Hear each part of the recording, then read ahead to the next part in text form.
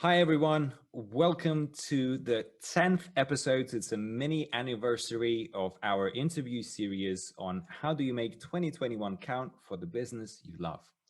Today's guest is, I would call her a demystifier for a lot of us. She has made a huge transition in 2020, and her role now is leading a virtual assistant company. And I believe for many of you listening today, this would be a really interesting demystifying experience about who VAs are, what VAs do, how to hire them, how to work with them, and potentially even how to become a virtual assistant yourself if you find yourself in a situation where you want to make a transition and help someone in the meanwhile. I would like to welcome Nichole Howson. Welcome, Thanks so much for Nichole. having me. Glad to have you. We've been through a little rough journey in terms of getting together, and we're finally here. I'm super honored to have you, and today's episode, I believe, will be mega value packed. That's the goal. So, Nichole, let's introduce our listeners to where do you come from. Tell us about uh, where do you live, what's your background, and introduce yourself, please. Sure. Yeah. So I grew up on a dairy farm, which is slightly ironic because I'm the least farm girl that you will ever find. But I came from those kind of roots and hard work and everything like that. And so with this mindset of entrepreneurship, because that was how my dad kind of worked. Mm, He didn't really have, he didn't work out of the home, outside the home, and neither did my mom. And so it just was kind of second nature, and it didn't really surprise me that I kind of had this entrepreneurial spirit. And I ended up 7 years ago starting my social media marketing company. mm, Um, I needed a job that I could do from home, and I put an ad out on Kijiji, which is the Canadian version of Craigslist. And not how I recommend people get clients, but that's what I did, and it worked one time and one time only. Um, and I got my first client. They're from Canada, but their company is in the US, and they had a second company in the UK. So it was really great to work with them and learn all about social media and that sort of thing as I started to grow my business. mm. I went to school for marketing, and then by the time I graduated, I had enough of a client base that it didn't make sense to shut it down and get a job at an agency somewhere else. So I kind of made a go of it, and it's been an amazing journey since then. Wow. So, did I understand correctly? So, you've ventured, let's say, into social media marketing, and through working with your first client, you learned through work, through practice, everything that is got to do with social media marketing. Then you went to school and got a marketing degree. Did I get that right? Yeah, yeah. Cool. And basically, through the time when you were studying, you were already serving clients, and you were like killing two rabbits at the same time. You were and working and studying in the field of your interest. And as a result, when you finished your degree, you were continuing building up your company, right? Absolutely. Yeah. Super. That's an interesting thing. You also mentioned that you've came to a stage where you've burned out. How did that happen? Yeah, so the first time around when I grew my business, I got to have about 13, 14 clients, and I didn't really have a team. I didn't have any systems. Everything was done manually. There was no automation. And I found I was just running myself too thin. I was staying up till 1 or 2 in the morning and then getting up crazy early again. I wasn't getting enough sleep. I wasn't taking any time for me. In the Mm, process of all that, I decided to get an office outside of the home, which was one of the biggest mistakes I could have made at that time. But I thought I needed an office. I needed all these things. So I was working myself too thin. I wasn't making enough profit at all. I wasn't even paying myself mm, um, very well. And I ended up burning out. And then because I was so overworked, I hadn't focused on refilling my pipeline. So as contracts ended, I went from having 13 clients to having 2 clients. which was a huge devastation. And then being burnt out, I didn't really have the energy to replace them. And so I ended up kind of having to rebuild my business a second time and recover from that. Hmm. So you were rebuilding the social media marketing business after the burnout? Yes, yeah. Hmm. How did that go? It went okay. I enjoy social media in general, but I found as I was regrowing my business, my heart just wasn't in it. And I kept asking my mentors, being like, you know what, like, I just don't know what my thing is. I don't know what my area of expertise is. I don't know what I want to do. Like, do I want to focus on LinkedIn? Do I want to be a Facebook ad specialist? What do I want to do? And I couldn't really figure it out. And this past year, we're in the middle of a pandemic of all times. And I was like, you know what? I'm just going to shut the business down and get a 9 to 5 somewhere. Like, this isn't working for me anymore. And so I got on a call with a friend and she's like, well, you do not want to shut your business down and get a 9 to 5. I know you don't. And I was like, I don't know what else to do. Like, this is just, I'm not enjoying work anymore. I've been having trouble growing the business. And she was like, okay, like, what do you enjoy doing? And I was like, well, I love working with social media managers. It's so much fun. I get to like help them and support them in their businesses. The problem is I do this all the time and I work myself out of a job. And I was like, this isn't working for me. And she's like, okay, so what if you were a virtual assistant and helped social media managers? And we explored the idea for a few minutes and what that would look like and what kind of work I could do for them. And I was like, oh my gosh, this might be it. This could be the thing. So I agreed to give it 1 month to try it. And then if I didn't like it after a month, I was going to shut everything down. I was going to get a job like a 9 to 5. Mm-hmm. So I announced to a small group of people and said that I was going to try being a virtual assistant.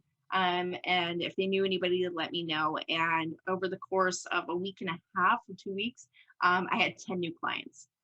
So it blew up really quickly. And it was all because I had built all these relationships with these social media managers that they knew that I knew what I was doing. They were like, well, it's a no-brainer to hire you instead of somebody else that doesn't have any experience in the field at all. So it was really interesting. Wow. I believe that for every single listener here, if they find okay, I'll speak directly to you, listener. If you find yourself that you're running a business and you're running yourself thin, you're not enjoying what you're doing. One of the great examples that Nichole just gave is listening to yourself and asking yourself a question: what do you really enjoy? And Nichole's story right here is the idea of actually she loves doing social media marketing, and at the same time she enjoys helping others to do social media marketing, and through her network she combined the two things together, which synergized into a whole new business, whole new opportunity that she never perceived before. Nichole, let's dive into this a little bit more about the whole process of finding yourself again. So basically, as you said, right, you drove yourself thin. You haven't enjoyed anything that you're doing. You're not even getting money, even though that you had like 13, 14 clients, which others would perceive like, well, you have clients, you should be successful, right? Or they can even, say that 13, 14 clients is success, right? But not getting anything out of it and running yourself for long hours, feeling alone, doing everything yourself, not stop enjoying what you truly are passionate about is social media marketing. How did you come about to actually talk to your friend about this issue? Do you remember like what was on your mind that you decided to share what you were going through? Yeah, so it's a funny story. This is so personal. I'm going to share it anyway. So inside scoop for anybody listening to this. I had started dating a guy and I was like, I am not marriage material. Now, mind you, we had been dating for 2 weeks, but I was like, I am not marriage material. And so I was like, I gotta get a 9 to 5. I gotta do something. Like, if we got married, it'd be a mess. This isn't a reality that I want for my life. And so So it triggered this whole, like, I need to pivot. And really all I needed was to sit down and realize, like, where I am in life is not where I want to be. And so that's really what it came down to. And so then looking at, what do I want my life to look like?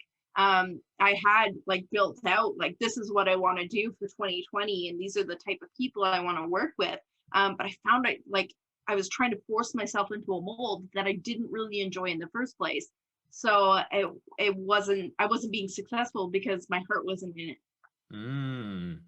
What about the idea, like you said, you sit down with your friend and she told you to look at it from that perspective.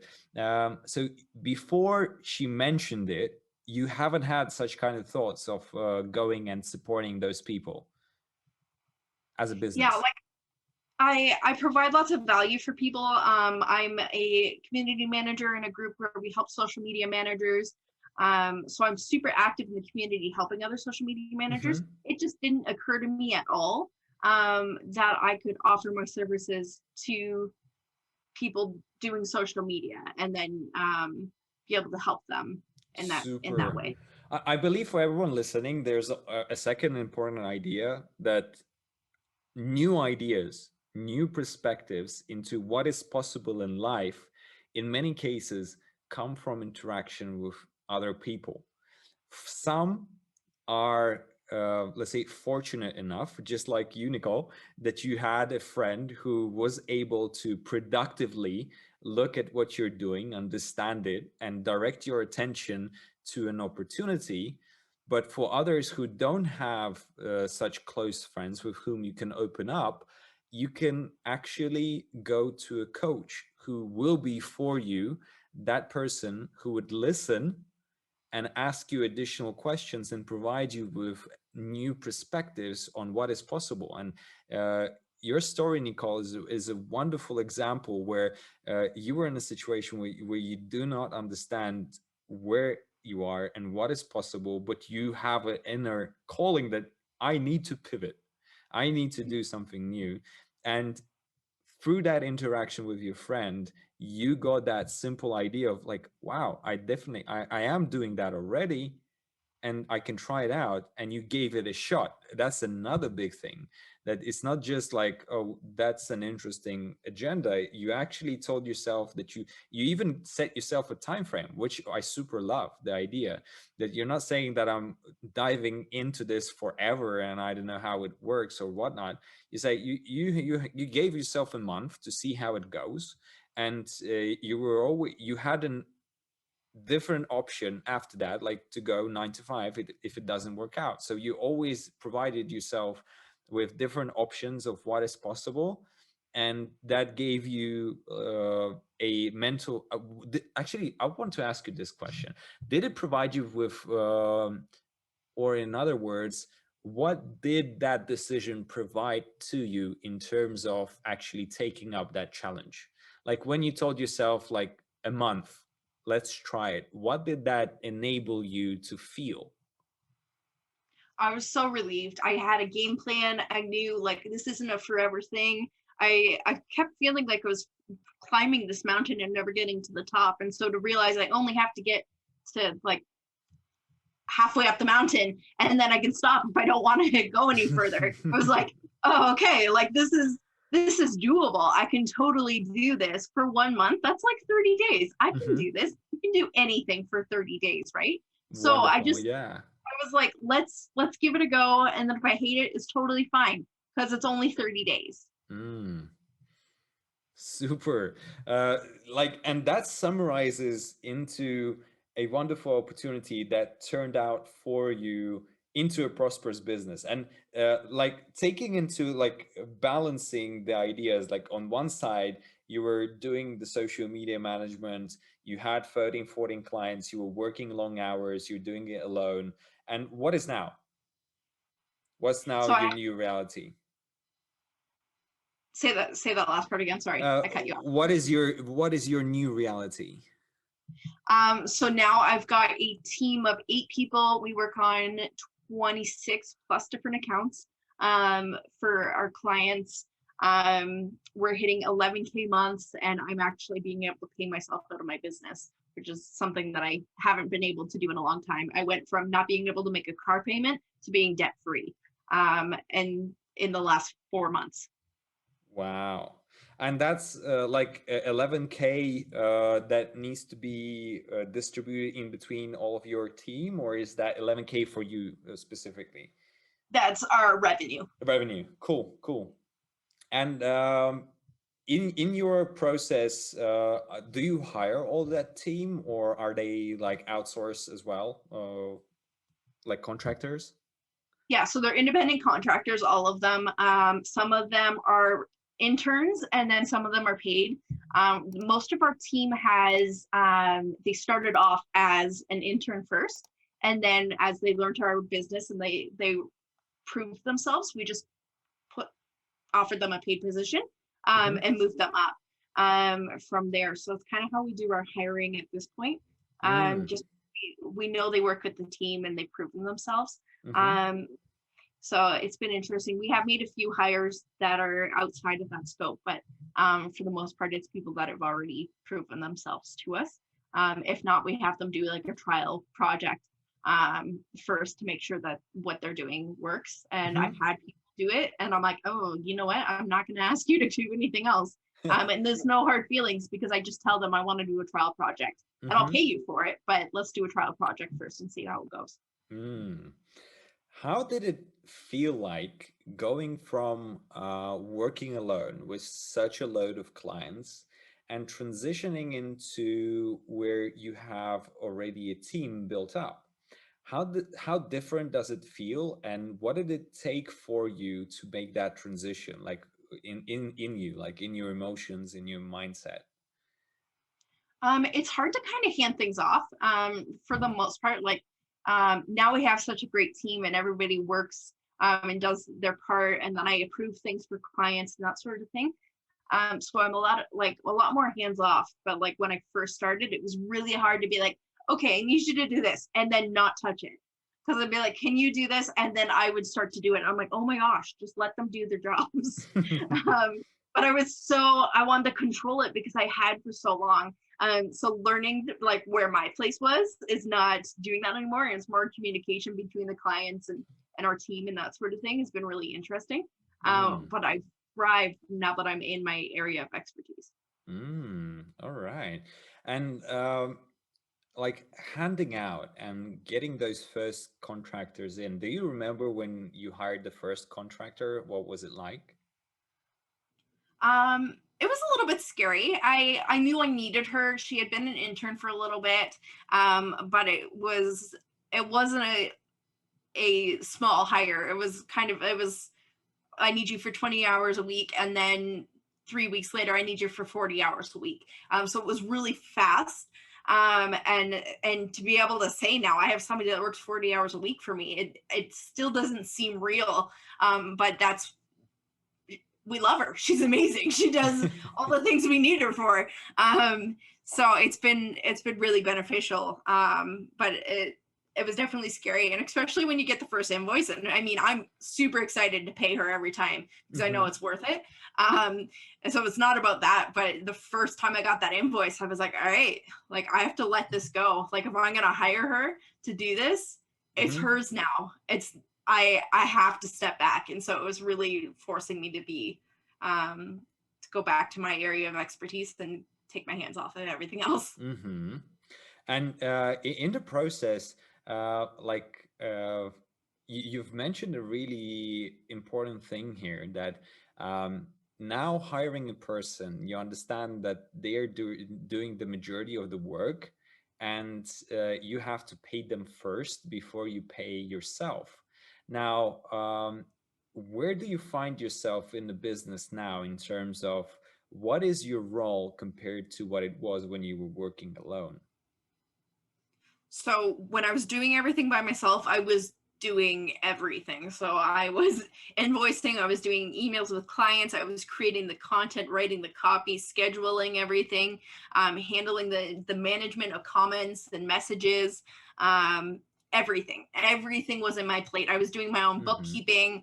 I was trying to very carefully not destroy my website while I was doing things on there. And I was doing everything and a lot of things I shouldn't be doing.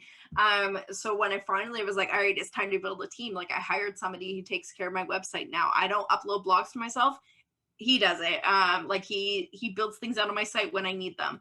I have a bookkeeper now. I don't do my own bookkeeping because honestly, I mess it up more than I do it correctly anyway. And the accountant is going to save so much time going through it at the end of the year because they're taking care of it. So I moved myself out of all those pieces that I really shouldn't be doing, but because I was starting out and just beginning and I didn't have that team, I had to do everything.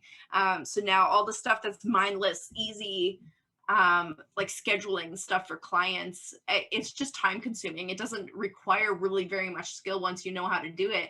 And to have somebody else just do that for us now, instead of me being like, oh, okay, so this person needs to be scheduled. Like it might take an hour to schedule everything out, but that's an hour that I don't need to be spending on it when somebody else can do it. Mm-hmm. Mm-hmm. Wonderful. And from a perspective of, let's say, the whole process of being a virtual assistant, right? So for like understanding of our listeners, tell us more about what is a virtual assistant, what's its role in the business, and maybe even what kind of role it can be. Yeah. So what we do for our clients is drastically different sometimes than what other people do. But a virtual assistant is essentially, it's a helping hand. It's somebody you're going to hire to kind of replace yourself in the stuff that they don't do. So just like on my team, I have somebody now that I pay to schedule stuff. Some of our clients, they pay us to schedule stuff. So it's just, they come to me, they ask me to do it. I ask my team member to do it at the end. But that's what hiring a VA can look like. It can be anything from creating content. Like a lot of our clients, because I was a social media manager for so long, and because my clients are social media managers, they come to me when they need content created because they know I know what I'm doing. And so to be able to have the team and I work on creating content or scheduling or creating content schedules, writing blogs, Instagram engagement, email inbox management, anything really. The only things I don't do are websites and bookkeeping because I've proven that is not my area of expertise and somebody else can do that. But for the most part, like, and you can find VAs that do invoicing and bookkeeping and everything else. It's just kind of what I enjoy doing, and what I can get my team to do is what we do.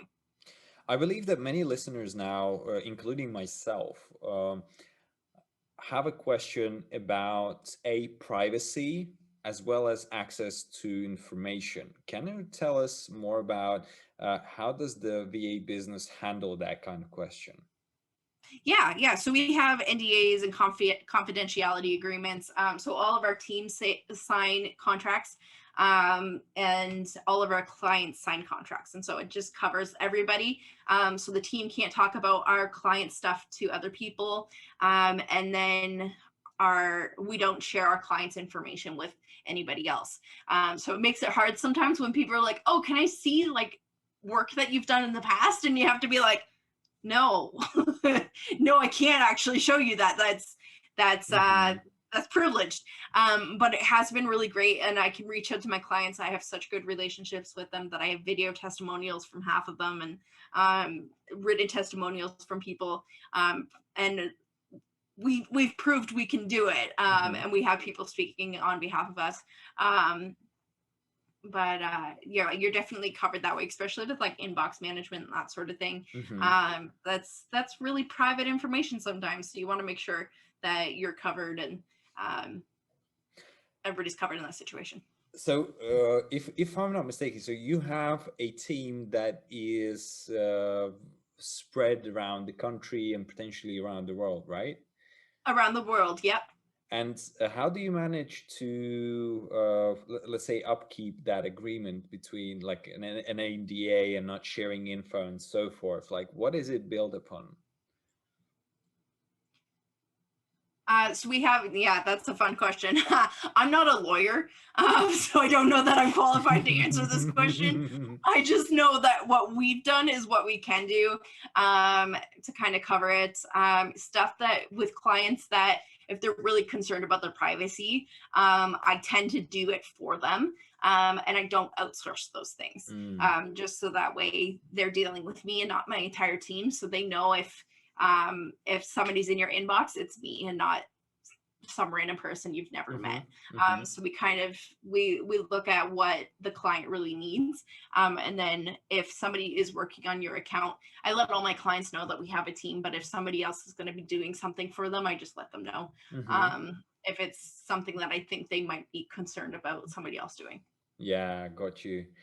And basically about being right and hiring a VA. What can you let's look at the hiring part, right? A virtual assistant. What I hear from your business is that you started a virtual assistant business where more or less it sounds like because you're serving social media managers and you have experience in that background as well, it sounds like you are a media agency rather than a virtual assistant agency. How do you like keep yourself um, uh, let's say separated in a field where you're not positioning yourself as, hey guys, we are a media agency, we do advertising and marketing, but is directed specifically for social media managers because we can do the things that you need to outsource for you, and we are a marketing agency.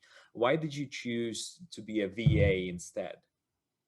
I'm going to be honest with you. This is a really good question. We're 4 months into this. My website still says we're a social media marketing company. And honestly, if I'm being honest, like the name of our business is AIM Social Media Marketing. We've shortened it to AIM Social for the most part, but I don't think I'm ever going to change that because we still do social media. I still have social media management clients. If people come to me looking for it, I'm not going to turn them away because I have a team now that can work on their accounts for me. So I don't have to do the stuff that I really can't stand doing. I've been doing this for 7 years. I have all the strategy required and all the experience in that sense. So it's just getting people to kind of work on the accounts with me. So we haven't really veered off and said we only do virtual assistants. It's just kind of another tier of what we do. In that sense.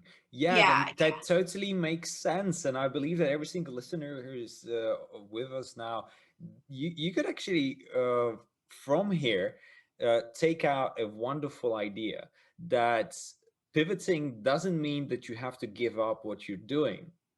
Is just taking what you're doing right now, understanding who can use that or get value from it, and provide them that value that they need. And basically what you were doing is that you were already helping social media managers.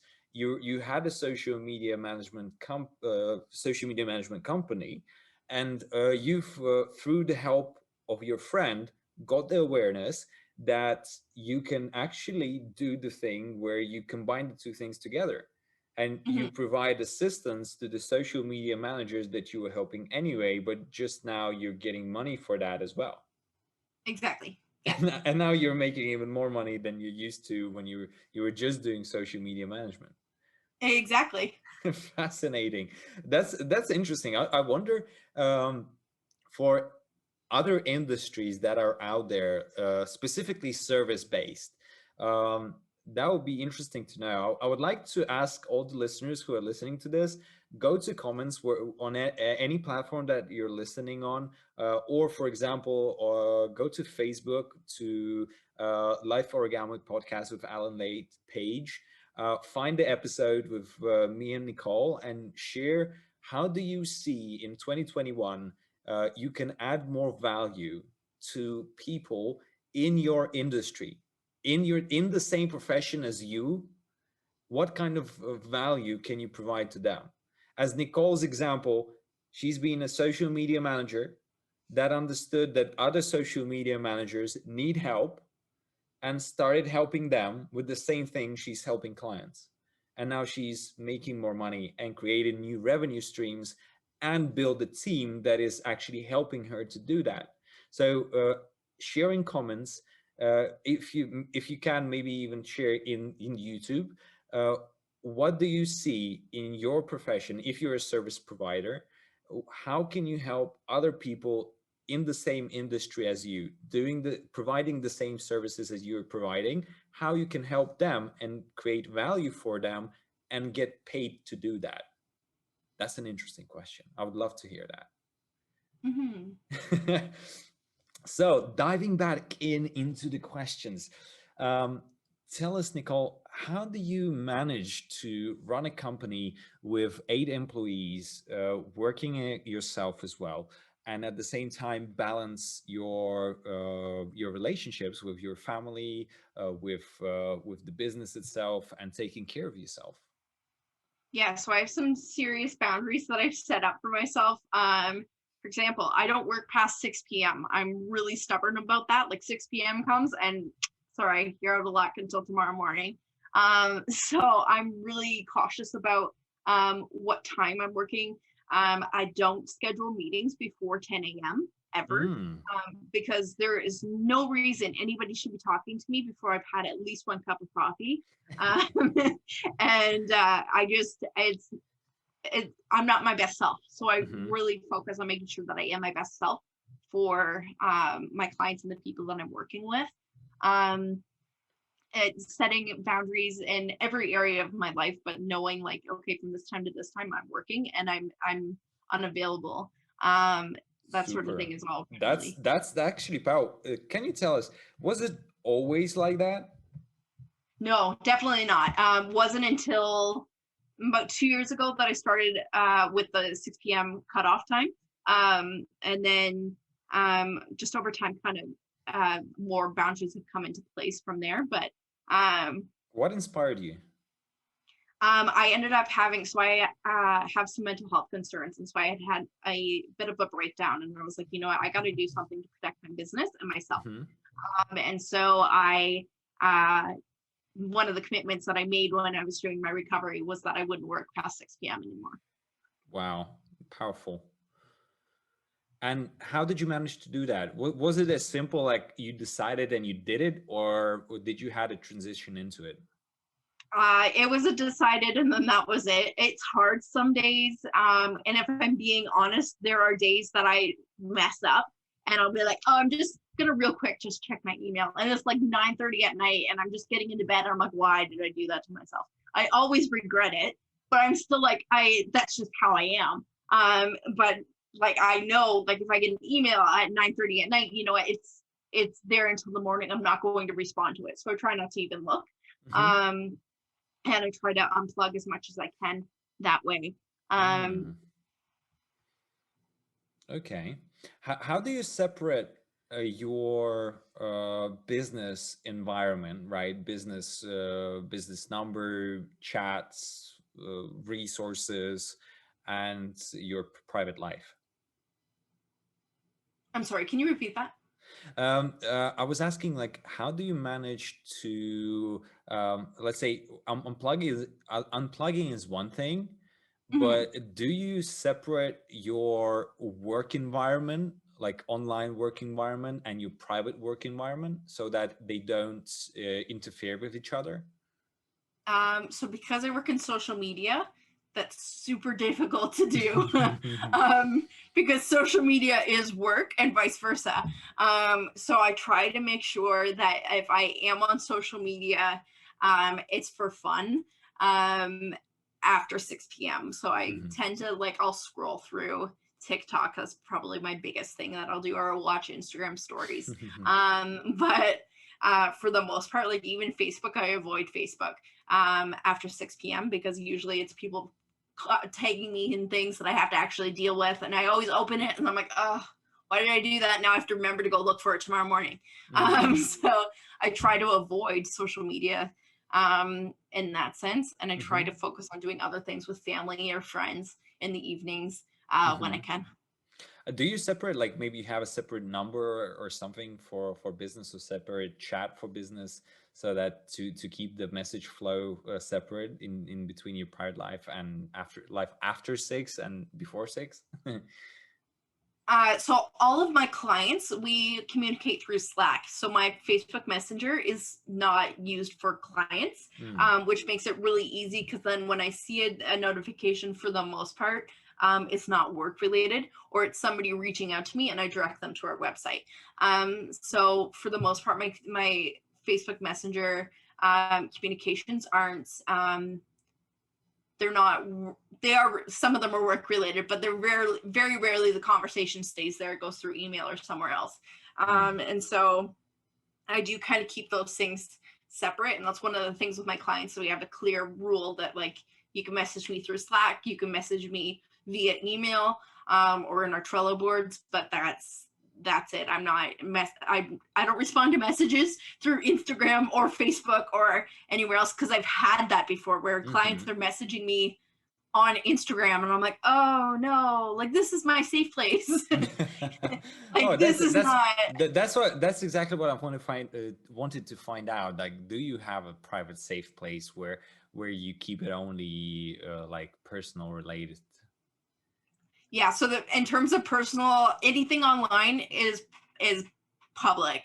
I have, the only thing I don't do is I don't post pictures of my niece and nephews online, and those are posted to a very close group of people. But other than that, everything is public, because honestly, things can be screenshotted and posted publicly anyway. So I want to make sure anything I'm putting out there is something that I'd be willing to put out there for anybody. So I don't really have necessarily a social media platform that's just me, because I have a whole mental health personal brand on top of it. So Oh, what does that mean? So all of my social media, my personal social media, so Nichole Howson, we talk about social media and virtual assistants, but we also talk a lot about mental health, and what that looks like. So tell us a bit more about that. Yeah, so I have a blog called Defying Shadows with I think there's 10 other women that write, they're mental health warriors. I was diagnosed with depression and anxiety when I was a teenager, and then bipolar disorder in 2014, and PTSD a few years later.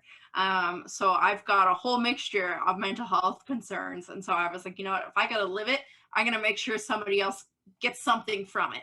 And so I really focus on educating people and encouraging them. I have resources out there for social media managers and virtual assistants that need a safe place to go when they have mental health concerns, because that was a big thing for me. I was like, where do I go without my clients seeing it? And so I wanted to have a safe place, and so I try to provide that as much as I can for beautiful. That's a big mission. Wow. So let's look at the idea of, what would you suggest to people? What kind of insights can you give them on finding that balance in their life between business, between family, and self-care? Set time for yourself. That's a really big thing that I had to learn, was setting that time. If you have to, put it in your calendar that from this time to this time I am unavailable because I am doing X, Y, and Z. The nice thing, not that there's anything good about the pandemic, but the nice thing about it is that our family has really gotten into a routine of we eat dinner and then we do something together. At least part of our family does something together, and so we're really family focused now. Whereas before it was kind of everybody does their own thing, and when everybody's doing their own thing, Nichole tends to try to work. So we try not to do that anymore. Yeah, so set boundaries for yourself, put in the calendar if you have to, have people hold you accountable to that. I like to book like calls with friends throughout the week, or video calls or Zoom calls with colleagues. Maybe not clients, but people that are in the similar industries, just to kind of chat with them and get to know them, or just catch up with them. So if I got that correctly, it's booking time for yourself. Yes.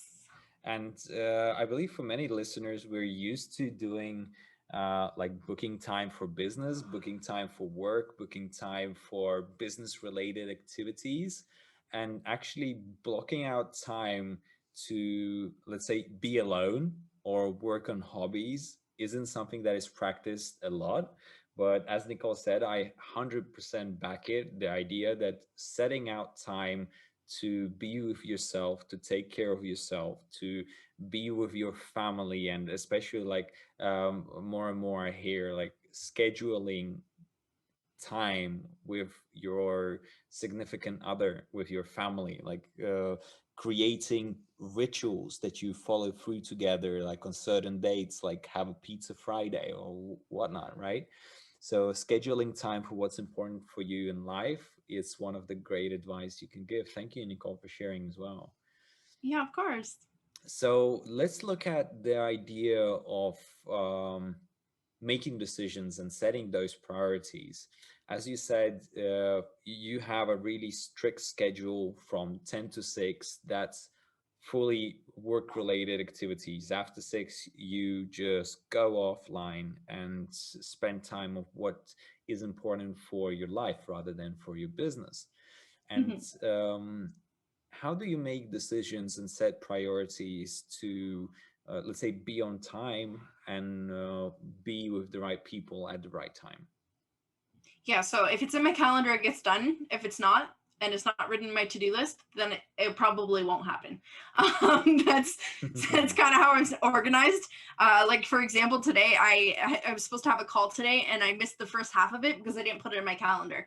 And thankfully, it wasn't a really important one, and I tend to make sure that I'm at client meetings and that sort of thing. It was kind of an additional call, but it wasn't in my calendar. So until I got a message from somebody through Facebook, and I got that 10 minutes later, I didn't even think of it. So Mm. making sure that everything is in my calendar. I'm also super lax, if I'm being honest. Like my calls and meetings don't start till 10. Some days I start earlier, and then some days I start at 10 in the morning or 10:30 or whenever. Usually 10 is the latest that I would start working, but I just know that it protects me um, from overextending myself. And then throughout the day, like there's days where I'm like, you know what, I need a 45-minute break. I'm gonna go for a walk. I'm gonna do this. I'm gonna go get a coffee and just talk to somebody or watch TikTok for 20 minutes, just to be able um, to give myself that space. Mm. So you're heavily using the calendar to basically block out time to set what's important. And how do you make the decision of what is important and what is not?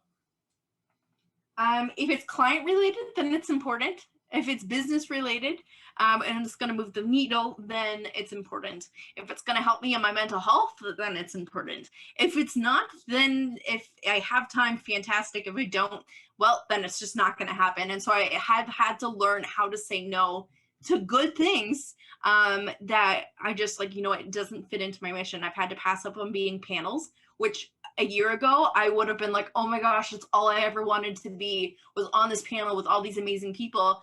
And then now it's like, okay, but is that really going to get me any further in my business or where I'm wanting to go?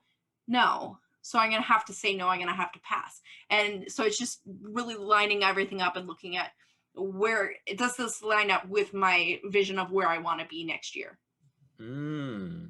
You've mentioned that being aligned with the mission.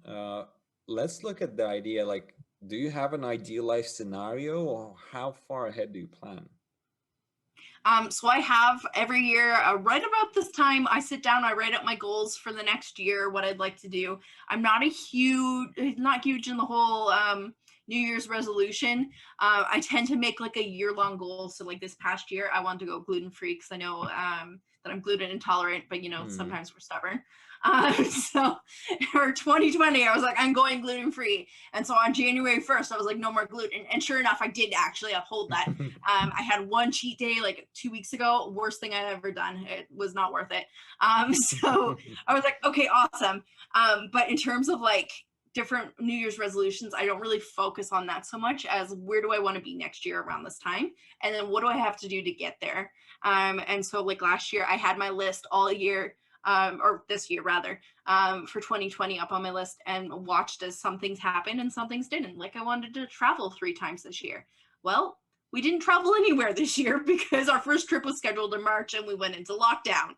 So it just didn't, some things didn't happen, and that's okay. But some things did happen. Like I got to be a speaker in an international conference, even though I was supposed to do it in Minnesota and I couldn't get there. I was able to do it virtually. So stuff like that, it's just really cool how it all worked out. So I can look back and go, oh, cool, awesome. I did all of these things. And some of the goals were scary goals where I was like, I don't think I'm actually going to reach that. It was just something to work towards. And then looking at the end of the year and going, oh my gosh, I actually met that goal. I never thought that was going to be possible. All right. What about the mission? How long ago did you form it, and what it is about? It changes so drastically. Like 4 months ago, or 5 months ago, it would have been about having social media management clients. And now this year it's about building up an agency that we can have double or triple the amount of virtual assistant clients. So it changes drastically in terms of business side of things. And then I have my whole mental health side of things that I'm really passionate about. And I have goals of like how many podcasts I want to be on talking about it, or how many blog posts we want to get put out, or where I want to be published and that sort of thing. So I have like goals and missions for that. But the end all mission for really anything that I'm doing is that I want to help people in some way. And if I can do that through social media, through virtual assistants, or through any of my mental health advocate work, then I feel like I'm successful. So you have those ideas, and then you weight the thing that you need to decide to do or not to do based upon where you're heading. Exactly. How do you manage to plan your week? So as you said, you have your goals for the year. How do you manage to stay productive on a weekly basis? So I use Todoist, and so I have all my to-do tasks in there. And so every day it auto-populates a to-do list for me. So a lot of my stuff is I have to do daily, or it has to be done every couple of days. And so it automatically puts all those things into the to-do list for me. So I just, every day I get my cup of coffee. I start off with some self-care, whether I'm reading, listening to audiobook, talking with my sister for a little bit, or scrolling on TikTok. I do something for me, and then I sit down and I start with my emails usually to make sure there's nothing pressing. And then I message all my team members or my clients back on Slack, and then I jump into my to-do list. And so every day looks drastically different, but everything gets done. Well, I would say that you do have a schedule, right? You start with yourself, you have a coffee, then you connect with your team, then you check email. So there is a pattern there, right? Yes, yeah. And all right, the question is, if you're the person that is focusing on to-dos, for many of us, we have a tendency to have a forever growing to-do list. How do you manage to counterbalance that? That's such a great question. So, like I said, I use Todoist. So I assign things days. So if it's something I'm like, oh, I really want to do this, but honestly, I'm not ready for it yet, I'll bump it for like a week or a month. I was just looking at my to-do list for next week. I was looking for something. I knew I'd scheduled it in there somewhere, and I saw something. I was like, oh my gosh, that's so funny. I scheduled that out 2 months ago because I thought I'd be ready to do it in January. And now I'm like, that's probably not going to happen until June of next year, but it's still on there. So it's a never ending to-do list. But my day-to-day list doesn't look so drastic and scary, because I can put things out and say, okay, I want to do this month or this day. Well, even though having that procedure, we can get to a point that we have many lists that contain themselves of super, like, dozens of ideas. How do you manage that?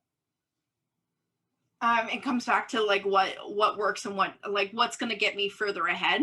What can I outsource is another question that I ask myself. Can I give this to somebody else to do? If so, then awesome, we'll do it. If not, and it has to be me, then it might not get done right away, if at all. I literally have in my to-do list a little section, a project that says needs to be done ASAP, but not right now. And it's all stuff that I'm like, oh, when I have time, I will do it. And honestly, I should probably go back through and look at it, because probably half the stuff doesn't even need to be done anymore. Time's passed. Actually, for you, I believe this would be really interesting to know, and for listeners as well. Maybe you have came across it before. Do you know such thing as the Eisenhowers Matrix? It sounds familiar, but I wouldn't be able to tell you, to be honest. So basically, it's you have four squares, where each square represents a dislocation for a task that you have in front of you. Four of them are divided in the following way. So the first square is all about the firefighting. So those are the things that you have to do right here and now, and there's no way you cannot do it. So it's a firefighting activity that is just right there and now. So and the Eisenhower's Matrix is a tool to set priorities and make decisions. I just remembered it because you said it so well in the terms of that there can be things that we just don't need to do anymore. So the Eisenhower's Matrix specifically works to make the decision where to dislocate that task in your priority list. So the first one, as I said, firefighting, do it right here, right now. It cannot be put off. Otherwise, there will be really bad consequences. Like, well, firefighting. That's one of the biggest right explanations for it. Yeah. The second dislocation is basically is the thing that works for the future. So those are the activities that you should be doing, and they serve the future. So those activities are the main activities you should focus on, because they are building your goals, they're building your vision, they're building your mission, and those things you need to prioritize and get on them as soon as you finish with the firefighting. The other thing is where you balance out and make a decision. Is this really a firefighting case? Or it goes into the third box. The third box is the delegation. So as you said, can you delegate the task to someone else? And that's a wonderful thing for many people to know. You don't have to do everything yourself. You can hire a virtual assistant, and there are many tasks on your to-do list that can go into the bucket of delegating, because you don't need to do it yourself. Yeah. And the last bucket is, I would call it fuck it bucket, that you just don't need it. It doesn't serve you. It's potentially good to have, but it doesn't serve you. You don't need to do it now. It's unimportant, and you can just write it off. If you know that you're not going to do it today, you're not going to do it tomorrow, and probably you're not going to do it in a week, and it's not as necessary for your life, just delete it. And you feel much more lighter. Yeah, so that's the idea of the Eisenhower's Matrix. And just in addition to what you said, right, there can be things that you need to delegate. There can be things that you need to delete from the to-do list. And at the same time, understand what to focus your attention on is understanding your mission, understanding your values, and what to focus on. So yeah, thank you for sharing the idea. How do you process your to-do list? Looking at the activities that help you to grow your business, what do you do on a monthly, on a weekly, and a daily basis? Do you have any specific activities that you spread in those timeframes? I have some client work that I can't hand off to my team. Like we were talking about having NDAs and that sort of thing. It's stuff I have to do personally. All our client meetings is me. I don't have my team meet with my clients. That's me. And then any like sales calls or messages and that sort of thing. So a lot of my work each week is just communicating with my team and with my clients, But finding out what I meant here with this question is like the activities that actually serve to grow your business. It's not specifically client related to the ones that you have, but it's the activities that help you to grow the business and get more clients. Do you have such kind of activities throughout the month or throughout the week or throughout the day? yeah. So we do like email marketing. So we do that at least once a week, if not more. Creating content, which again I outsource to my team, but like we create content for our business, YouTube videos and that sort of thing has to be Hmm. me because it's my face. Same with TikTok. Um, yeah, and then I literally have 2 team members that scour Facebook groups and that sort of thing, looking for leads that way. And then they tag me and I message them, and so we have everything that I can outsource is outsourced. But then I take everything from them and go from there. Very nice. Can you tell a little bit more about the idea of those scouts? How do you work with them? Like, what is it like to hire a scout for yourself? Yeah, so they're part of my team. They do other work for me as well. And so I just have them. I have a list of Facebook groups that I know are people are constantly looking for people like me. And they're posting asking if anybody knows somebody. And so I have those 2 team members. They're in different time zones. They kind of hit different times of the day. Mm-hmm. And they go through the groups and tag me in it. And so this is something we just started doing like maybe a week ago, Mm-hmm. maybe 2 weeks ago now. But just to kind of continue to bring more people in and open those doors. Mm-hmm. And then in the new year, focusing really on dropping lots of value in Facebook groups. It's going to be really important too. Not just like commenting on posts that would be potential leads, but like answering questions. Like when somebody has a very commonly asked question about virtual assistants, then I can jump in and answer those questions. So that way people see me and they recognize me. That's how I got the first 10 clients, was just from being in Facebook groups and providing lots of value. So I know it works, and so I'm going to keep doing it. Wow. Can you share the idea? Like, do they share the value or they tag you, or what is the process of you finding those posts where you can deliver value? Yeah, so for the value ones, that's me. I have my list of groups that I go through. So every day I'll look in the groups. I set aside time during my day to scroll through Facebook, and it's not your average like, oh, look at my friends. It's more scrolling through and looking at Facebook groups and being like, oh, you know what, I can jump in and answer that question. How much I have time do you devote to that per day? an hour a day minimum usually. Mm. All right. So a minimum 1 hour you invest into providing value to the communities you're in for the sole purpose for people to know that there is an expert out there that can support them and help them. Yep.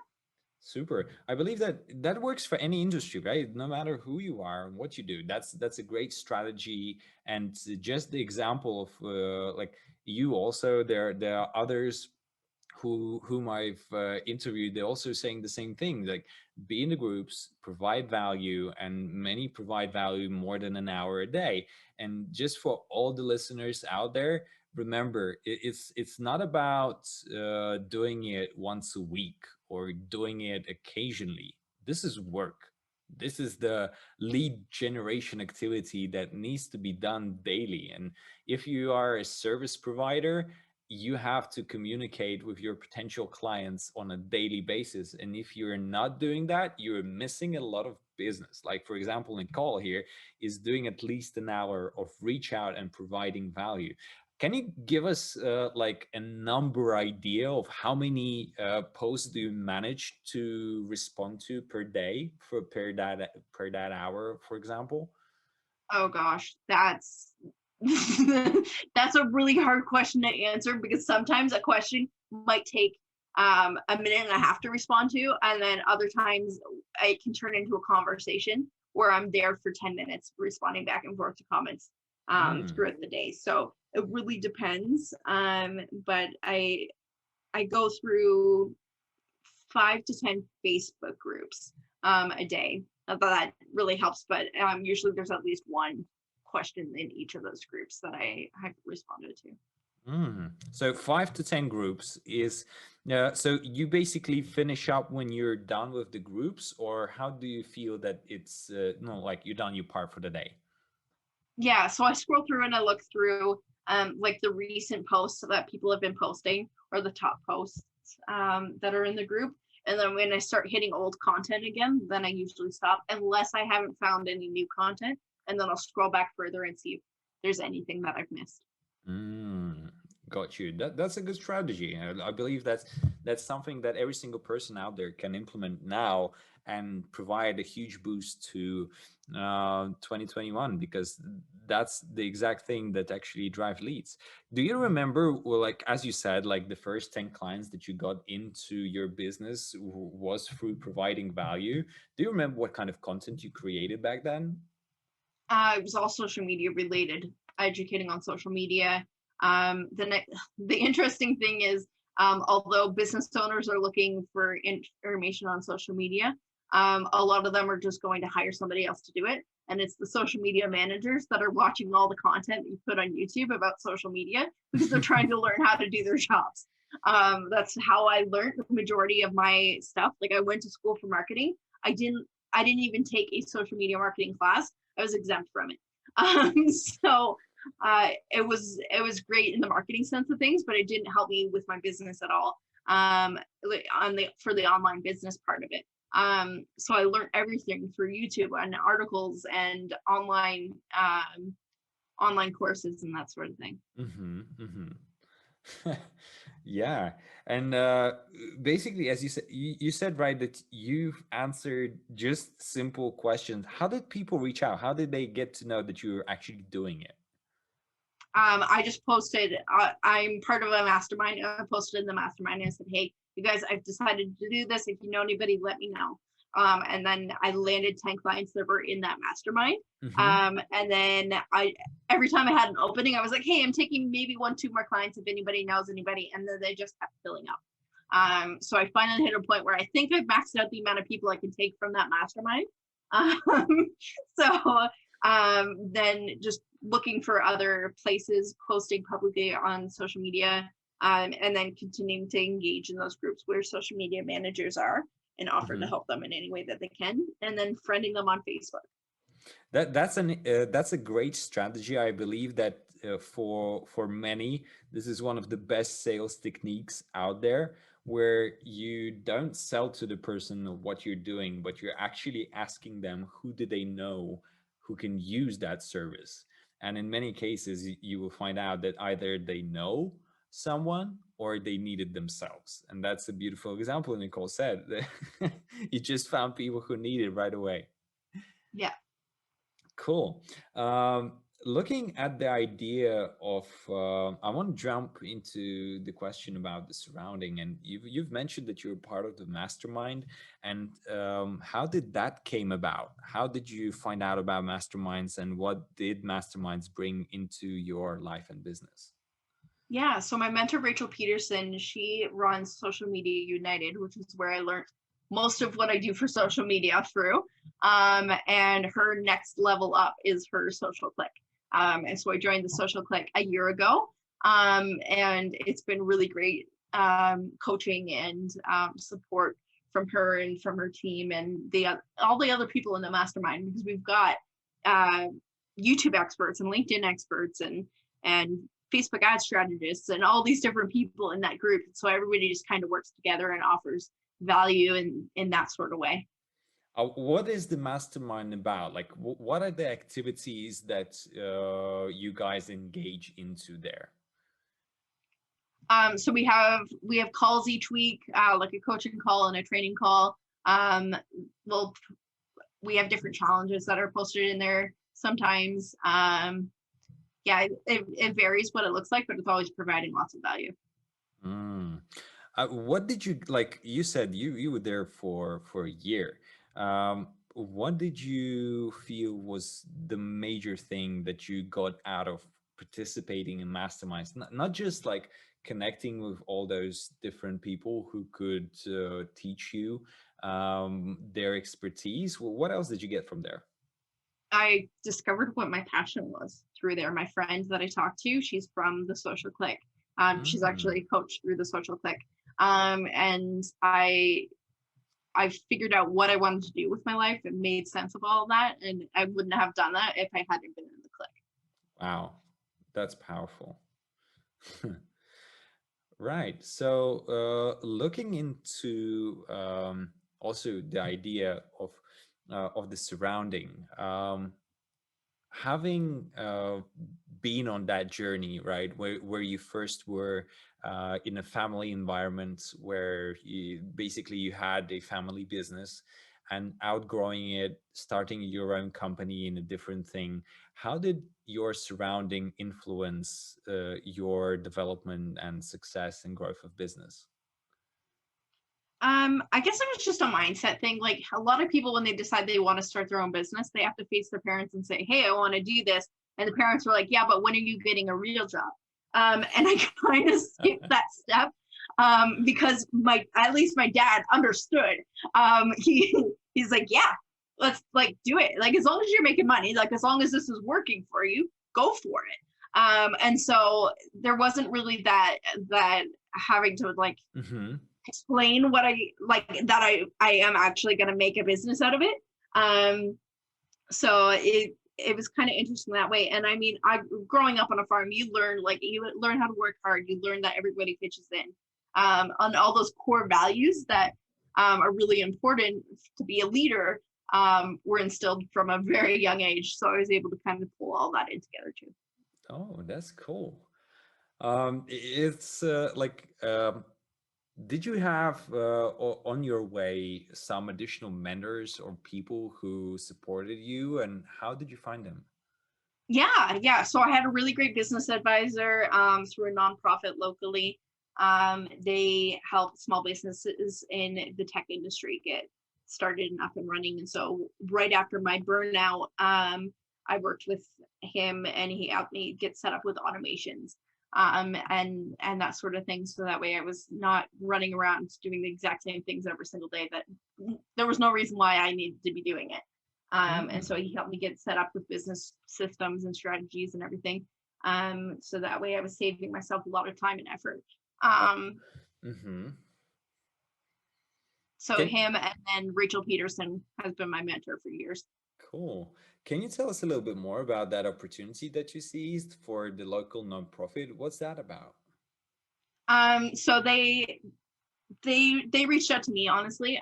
They were looking for not looking for clients. They have lots of clients, but they saw what I was doing and thought, you know what, there's definitely things we can do to kind of help Nichole out. And so originally I thought they were selling me on something, and I was like, no, I'm not interested. They're like, no, it's free, honest.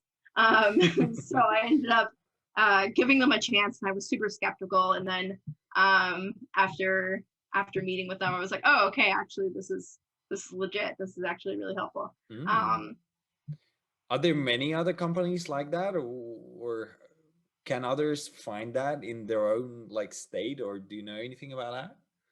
I wouldn't know. You can definitely check. I think there's like incubators or accelerators and that sort of thing, and different locations or that you can. Ah, so it's connected to the incubators and accelerators. All right.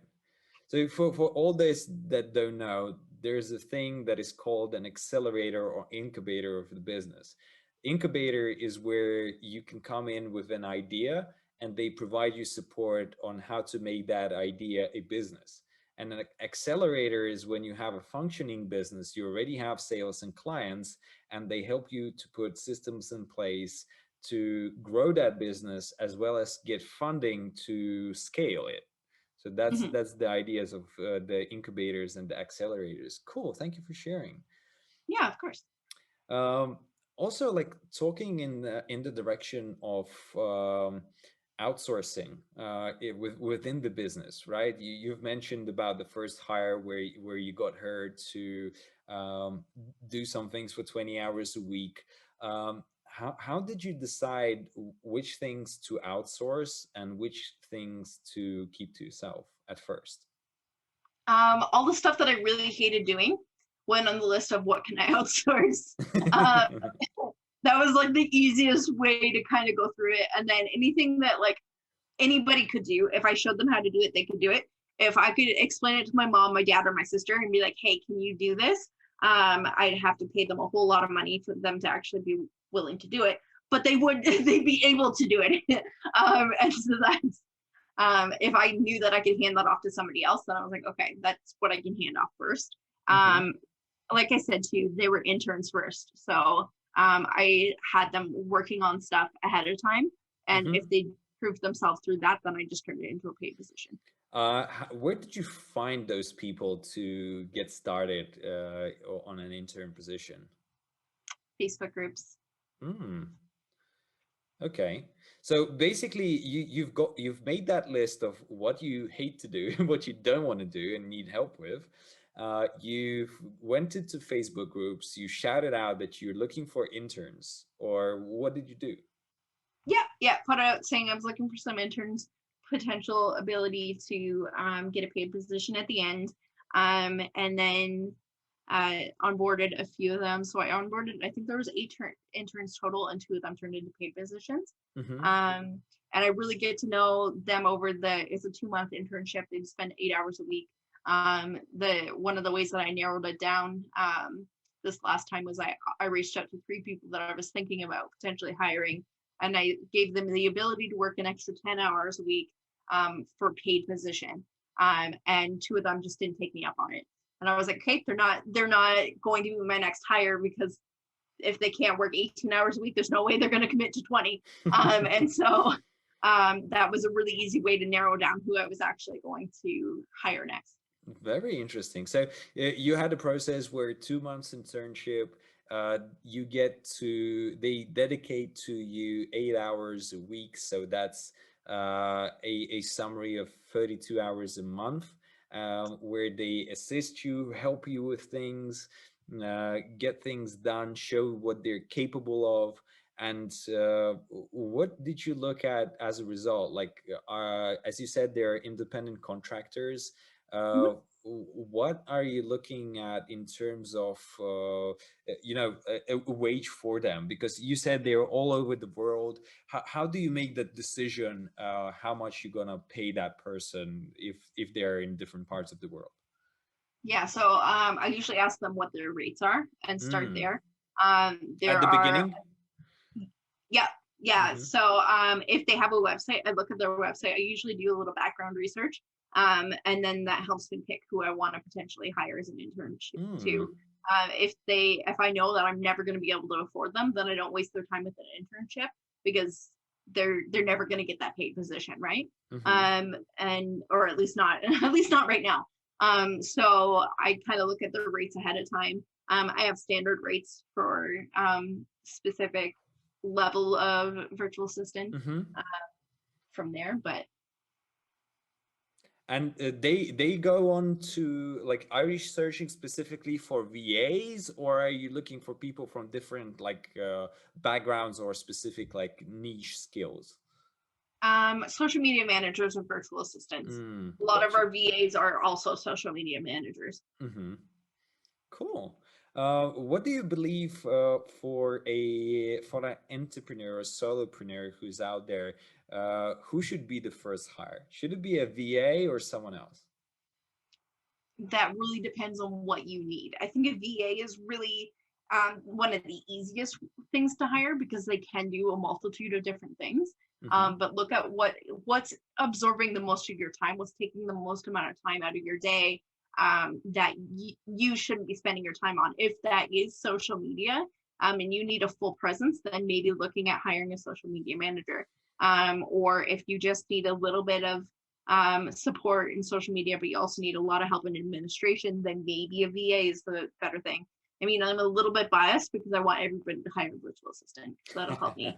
But that's a great answer. Like, you provided all around answer right there.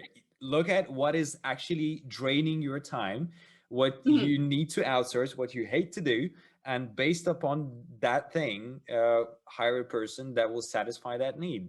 Wonderful answer. As simple as it gets, but is as on point as it can be.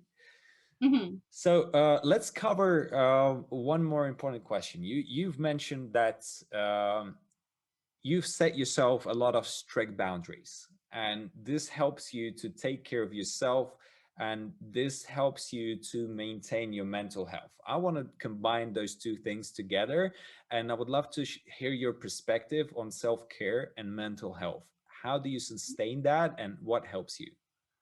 Yeah. So one of the things, so self-care up until 2 years ago, I used to roll my eyes and be like, oh my gosh, yes, I know I should take bubble baths and do face masks and all the things. And I was like, I don't want to. I am not a bubble bath, face mask kind of person.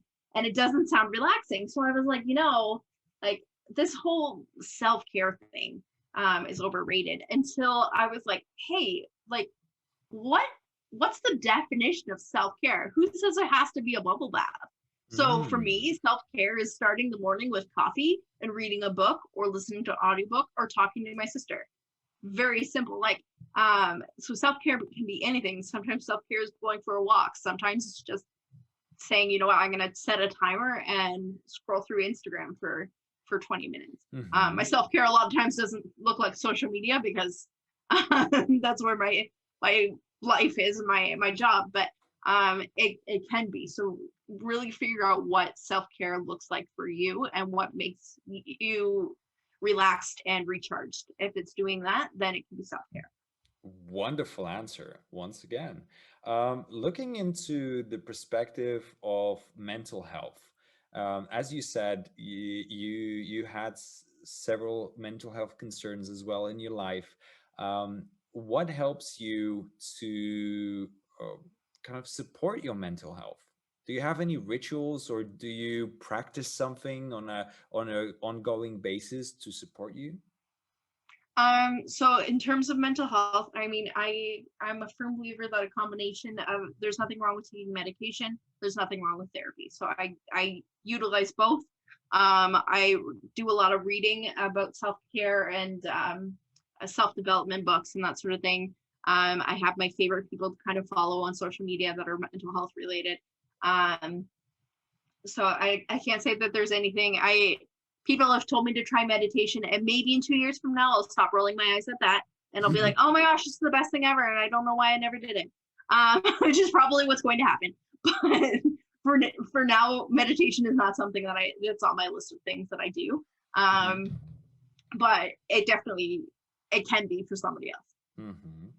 Can you tell a couple of words, if you can, about therapy? What kind of therapy do you engage into, right? Well, maybe the style of therapy that you've experienced, and what can you tell about it? Yeah, so I mean there's so many different ways that therapy can work. One of my favorites is Mm, great. CBT. Yeah, CBT. Um, Yeah. yeah, so cognitive behavior therapy, and that's been really great to kind of figure out um, kind of how your brain's working, but like how you're making decisions properly, and so it's been really great for where I was at my mental health. But Mm-hmm. at first, I just needed somebody to sit there and let me talk, and Mm, let me just get it out. Because my mom, although she's amazing and she listens to all my rants, sometimes she can't be that person for me because she's my mom, and I just mm. need somebody else that I can talk to. So it really depends on what I need and what um what I'm struggling with to really determine who I'm going to reach out to. Thank you for sharing. Yeah, I fully support that as well. My wife is a psychotherapist, and she's also practicing CBT. And I know that this is one of the most legit, let's say, in terms of scientific background methods of Yeah. psychotherapy. And yeah, that's really great share. Thank you. Um, let's wrap this conversation up with one important question. What advice can you give to our listeners right now that they can do right now to make the most out of 2021 for the business? Dream big, write those goals down, and put them somewhere where you're looking at them every single day. Ooh. One of the things somebody told me to do this year was write down on my wall how much money I want to make each month. and then write down every time I got a payment to work towards that. And I thought it was a load of phooey. And I tried it, and sure enough, by the end of the month, I had made that amount. And I was like, how is that even possible? But it was because every day I'd see that number and I was making conscious choices to work towards getting that goal. So write your goals out, put them somewhere where you're going to see them all the time, and then work towards it. Wow, that's a powerful share. So did I hear correctly? So you basically set yourself an income goal. You stuck it on the wall, and every time that you get income, you like cross it out, or what do you do? Or you do like additional, like below it, summarize that income, or how does it go? Yeah, so it's called a money map. We have like a calendar. And then over on the side, we have the total amount you want to make, and then how much you have to make still. Or you can do it the other way and say how much I've made so far. But then you just write down on the calendar, okay, I made this much today, and then you deduct that from the total amount or add it to the total amount. And then you watch it as it works. Do you have, like, is there a specific template that you can share that how it works? Honestly, just find a calendar and write it out. I bought one of those stick on your wall calendars that I can wipe the dates off of. That's all I have. Some people have like Excel files for it. But yeah, it could simply be a piece of paper where you just keep track of your income. Very cool. So end goal for the end of the month, and each time you get an income, you summarize and you look how far away you're from the goal, and that helped you to achieve that goal, even though you didn't perceive that that would be possible that month. Exactly. Super. Like, wow. Thank you for sharing. Yeah. So, Nichole, thank you for being with us. Thank you for sharing your journey, demystifying what virtual assistants is. I hope that every single listener understood what it's about. If anyone has any additional questions, please ask in the comments below to this episode. Either you're listening on YouTube or in Facebook, in LinkedIn, on any platform where the episode is linked to our Life Origami podcast page. And I will be glad to share more insights about that. And Nichole will be with us as well to provide you more information on virtual assistants, as well as if any one of you are interested about to know how to hire your own virtual assistant or hire Nichole's team to help you out with your business. I'll provide all the information below in the description, as well as links on how to find Nichole on social media and get in touch with her. Thank you, Nichole, for being with us. It was a pleasure to have you on as a guest. Awesome. Thank you so much for having me. You were listening to Life Origami Podcast with Alen Leit. Thank you for tuning in. I hope you found a lot of value in this episode. Would love to hear what you found especially valuable in the comments below.